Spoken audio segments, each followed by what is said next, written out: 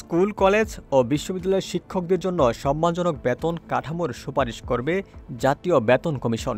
শুধু তাই, শিক্ষকদের জন্য স্বতন্ত্র বেতন কাঠামোর সুপারিশ করতে পারে কমিশন। এ বিষয়ে কমিশনের সবাই ইতিবাচক বলে জানা গেছে।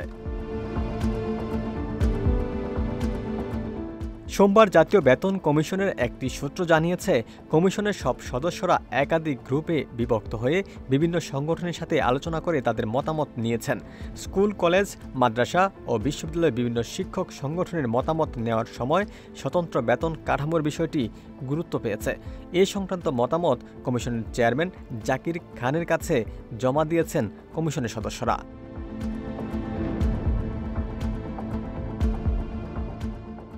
নাম অপ্রকাশিত রাখার শর্তে কমিশনের এক সদস্য জানান, স্বতন্ত্র বেতন কাঠামো কেবল বিশ্ববিদ্যালয় পর্যায়ের শিক্ষকদের জন্য প্রয়োজন বিষয়টি এমন নয়। উন্নত বিশ্বের দেশগুলোতে শিক্ষকদের জন্য আলাদা বেতন কাঠামো আছে। আমাদের স্কুল পর্যায়ের শিক্ষকদের বেতন অনেক কম, বিশেষ করে বেসরকারি পর্যায়ে। বিষয়গুলো বিবেচনা করে শিক্ষকদের জন্য আলাদা বেতন কাঠামো প্রণয়নের সুপারিশ করা হতে পারে। আলাদা বেতন কাঠামোর সুপারিশ করা সম্ভব না হলেও তাদের সম্মানজনক বেতনের সুপারিশ করবে কমিশন।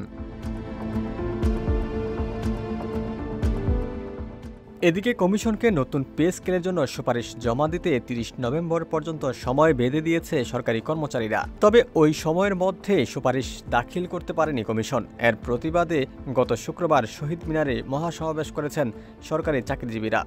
সমাবেশ থেকে আগামী ১৫ ডিসেম্বরের মধ্যে নতুন পে স্কেলের জন্য গেজেট প্রকাশ করে ২০২৬ সালের জানুয়ারি থেকে নতুন বেতন কাঠামো বাস্তবায়নের আলটিমেটাম দেওয়া হয়েছে।